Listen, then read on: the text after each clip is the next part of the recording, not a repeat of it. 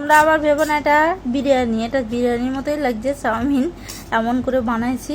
তো এতে ডিম দেওয়া আছে আর সবজি দিইনি, তো খালি ডিম দিয়েই বানিয়ে নিয়েছি। আর মানে কি বলবো, আমার ছেলে বলছে যে আমি তো পুরোটাই খেয়ে নেবো।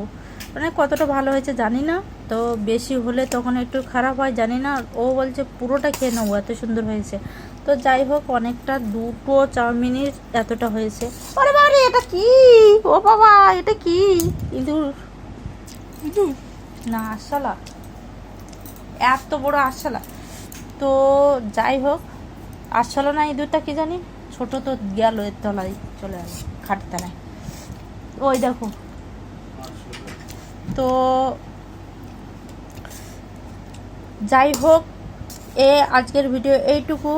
আর আজকে রাতের খাবার এটা, কারণ এমন একটা শরীর খারাপ লাগছিল, তা বললাম যে আজ অন্য কিছু খাবো না, চাউমিনই খাবো।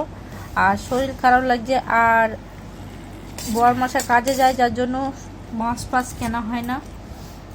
আর বর মশাই কেনে সব কিছুই, কিন্তু বাজার যাওয়ার লোক হয় না, কারণ কাজে চলে যায়, আর যার জন্যে মাছ ফাছ কেনাই আর হয় না।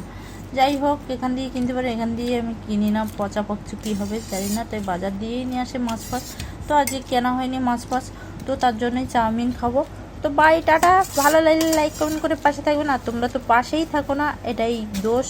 আর এই ফেসবুকে অনেক কষ্ট করে অনেক কিছু স্বপ্ন দেখি, কিন্তু স্বপ্ন আদৌ পূরণ করতে পারি না, জানি না।